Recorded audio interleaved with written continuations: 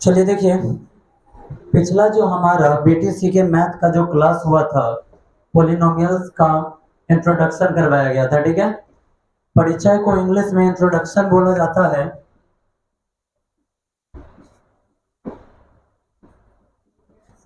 जो हम पढ़ चुके हैं। इंट्रोडक्शन में हमें बहुपद से रिलेटेड सभी पॉइंट्स बताया गया था कि बहुपद के कितने प्रकार होते हैं, बहुपद के विभाजन के आधार क्या है। फिर से हम उसको दोहराते हैं, बहुपद के विभाजन का आधार पद और घात होता है। पद के हिसाब से भी बहुपद के 3 प्रकार है, एक पदी बहुपद, द्विपदी बहुपद और बहुपदी बहुपद। और उसके बाद घात के हिसाब से भी बहुपद के कितने प्रकार है, 3 प्रकार है। घात के हिसाब से बहुपद के 3 प्रकार है, जिसका हाईएस्ट घात उसे कहते हैं हम रैखिक। क्या कहते हैं, रैखिक। और इसका जो हल का संख्या होगा, इसका हल का संख्या क्या होगा, 1 होगा। ठीक है, उसके बाद जिसका घात 2, इसको हम बोलेंगे द्विघात। क्या बोलेंगे, द्विघात। और इसका हल का संख्या कितना, 2। और तीसरा है जिसका घात 3, तो इसको हम बोलेंगे त्रिघात। और इसका हल का संख्या कितना निकलेगा, 3। इतना ठीक है, ठीक है। अब चलिए बढ़ते हैं आगे। आज आया हुआ है पूरा फुल एनर्जी में कि ना। चलो, एनर्जी में रहता है ना बच्चा लोग, तो पढ़ाने में भी मजा आता है। वैसे पता चला कि एक उधर उघा रहा है, एक उधर सो रहा है। ठीक है, उघाया मत कीजिए, पढ़ने आ रहे तो एकदम एक्टिव रहिए। डॉक्टर साहब बिल्कुल एक्टिव रहिए। ठीक है, अब ऐसा मत काम किया कीजिए कि हम इसे पढ़ा के हम इधर घूमे, आप उधर निकल जाते हैं। क्लास में एक आप है, एक तो सामने अभी एगो बाकी और पार था। चलिए देखिए, आगे बढ़ते हैं। इतना क्लियर है सबका। उसके बाद अब हमारा जो बहुपद का सबसे पहला चैप्टर है, इसमें शून्य का संख्या बताना है। क्या बताना है, शून्य का संख्या। एक बात याद रखिएगा, आपके पास बराबर प्रत्येक वीडियो पहुंच रहा है, उसमें आपको बताया गया था कि अगर 2 चर वाले रैखिक समीकरण हो तो उसका जो हल निकलता है उसको हम क्या बोलते हैं, शून्यक बोलते हैं। और द्विघात समीकरण में उसी को क्या बोला जाता है, मूल बोला जाता है। क्या बोला जाता है, मूल बोला जाता है। उसी तरीका से बहुपद का ये जो चैप्टर है, इसमें जो आंसर निकालना है, इसको हम क्या बोलेंगे, शून्यक बोलेंगे। बहुत ही छोटा सा चैप्टर है, 2.1 भारतीय भवन का पेज नंबर 31 पोलिनोमियल्स का है। ठीक है, सॉरी बीडीसी का है, पेज नंबर 31 है। पेज नंबर 31 और एक्सरसाइज 2.1 है। इसमें ग्राफ दिया गया है और आपको क्या रहा है कि बताइए इसमें कितने शून्यक होंगे। ठीक है, शून्य का निर्धारण कैसे होता है आप ध्यान से समझिए। कोई भी ग्राफ एक्स लाइन को, कोई भी ग्राफ उसमें जो लाइन खींचा गया है वो एक्स लाइन को जितना बार टच करेगा, शून्य का संख्या उतना ही होगा। ठीक है, बिल्कुल इजी चैप्टर है, आप एक बार में देखकर समझ सकते हैं। एक इधर एग्जांपल हम लेकर आपको बता देते हैं। सपोज दैट कि ये आपका कार्तीय तल है। क्या है ये आपका कार्तीय तल, जिसमें ये हमारा होता है एक्स, ये होता है एक्स डैश, ये होता है वाई और ये होता है वाई डैश। ठीक है, इसमें ग्राफ कैसा बन सकता है, तो ग्राफ इसमें कुछ इस टाइप का भी हम बना सकते हैं। अगर आपसे पूछें कि बाबू बताओ ये जो ग्राफ बना हुआ है इसमें कुल शून्य कितने होंगे, तो आपको करना क्या है, सिर्फ यही मैच करना है कि ये जो ग्राफ गया हुआ है एक्स लाइन को कितना बार टच किया, 1 बार, 2 बार और तीसरी बार 3 बार। 3 बार टच किया तो यहाँ पे शून्य की संख्या कितनी हो जाएगी, 3। अगर मान लीजिए ग्राफ ऐसे चला गया तो ये एक्स लाइन को टच किया क्या, नहीं, तो यहाँ पर शून्य क्या होगा, 0 होगा। चलिए अब आप अपना बुक का देखिए, अब आप अपने बुक में देखिए, पहला इसमें एक्सरसाइज 2.1 है। पहला जो ग्राफ बना हुआ है, यहाँ पे ये कार्तीय तल दिया हुआ है, कार्तीय तल यहाँ पर दिया हुआ है और उसके बाद यहाँ पर एक लाइन खींचा हुआ है। हमें पता है कि ये x है और ये x डैश है, ये y है और ये डैश है। ठीक है, क्वेश्चन कह रहा है कि देख कर बताइए इसमें शून्य की संख्या कितनी होगी। क्या लिखेंगे, जिससे पूछेंगे वही बोलेगा, जिससे पूछेंगे वही बोलेगा। ठीक है, आपको इसमें शून्य का संख्या बताना है ये जो हमारा कटान बिंदु है इसको हम बोलते हैं मूल बिंदु। क्या बोलते हैं? मूल बिंदु। ये आपको पता होगा। और इसका जो शून्यक होता है 0,0, अर्थात x का भी मान 0 और y का भी मान 0। ठीक है, इसमें हम जिससे पूछेंगे वही बताएगा कि इसके शून्य की संख्या क्या है। ठीक है, चलिए अब खड़ा हो बाबा, खड़ा हो जाइए। इस ग्राफ को आप देखिए, जैसा कि जस्ट अभी समझाया गया है कि जो लाइन है, ये जो लाइन है, इस लाइन को जितना बार टच करेगा, ठीक है, शून्य की संख्या उतना ही होगा। तो बताइए इसमें ये जो ग्राफ आपके सामने बना हुआ है इसमें शून्य का संख्या कितना आएगा? 0 आएगा। 0 क्यों आएगा? क्योंकि ये लाइन इसको टच नहीं किया। चलिए बैठिए, सही है। इसका शून्य क्या निकलेगा? इसका शून्य निकलेगा 0। ठीक है, क्या निकलेगा? 0। शून्य की संख्या 0 हो जाएगा, यानी कि एक भी शून्य किसका नहीं निकलेगा। अगला जो ग्राफ बना हुआ है कुछ इस टाइप का है।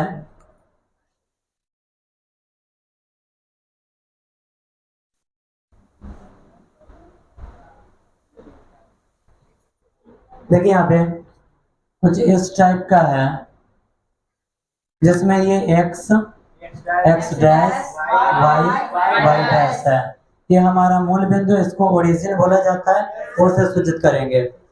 जिसको कहें, जिससे पूछेंगे वही बताएगा। ठीक है, जिससे पूछेंगे वही बताएगा कि यहाँ पे शून्य की संख्या कितनी है।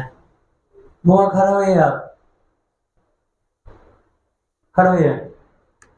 जस्ट अभी बताया गया है कि अगर कोई लाइन इस x वाले लाइन को जितना बार टच करे शून्य की संख्या उतनी ही होती है। उस हिसाब से बताइए यहाँ पर शून्य का संख्या कितना होने वाला है? 1 होने वाला है। क्यों 1 होने वाला है? क्योंकि ये वाला लाइन यहाँ पर कितना बार टच किया? 1 बार। चलिए बिल्कुल सही है, बैठ जाइए। ये हो जाएगा हमारा इसका आंसर 1। ठीक है, उसके बाद एक और देखिए, एक और देखिए। सिर्फ इसको मिटाते हैं।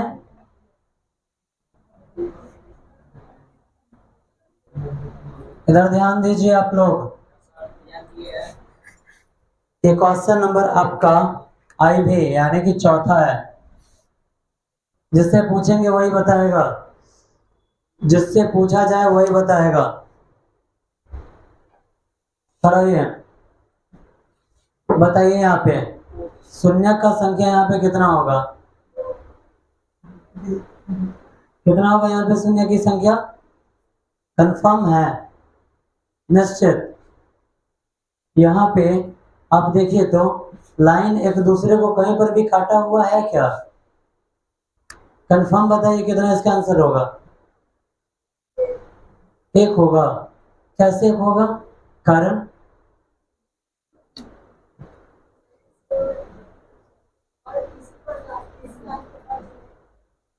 यहाँ पे किसी दूसरे लाइन पर टच करना ही नहीं है, बैठ जाइए। पहला वाला आंसर बिल्कुल सही था। 2 क्यों? क्योंकि यहाँ देखिए एक्स लाइन हमारा ये है ना, कितना बार टच हुआ है? 2 बार। तो शून्य की संख्या कितनी निकलेगी? 2। क्लियर है? ये पूरा चैप्टर बन सकता है क्या? चैप्टर आप क्लियर करके आएंगे। सिर्फ शून्य की संख्या लिखना है। ठीक है, उसके बाद चलिए हमारा जो क्लास चला था 2 चर वाले रैखिक समीकरण और द्विघात समीकरण का, आपको याद होगा उसमें कुछ पॉइंट्स आपको लिखवाया गया था। अगला चैप्टर पढ़ने के लिए, सुनने के लिए आप उस पॉइंट्स को फिर से देखकर आएंगे, रिवाइज करके आएंगे। ठीक है, पॉइंट्स क्या पढ़ना है द्विघात समीकरण के लिए थोड़ा आप देख लीजिए, इधर ध्यान दीजिए।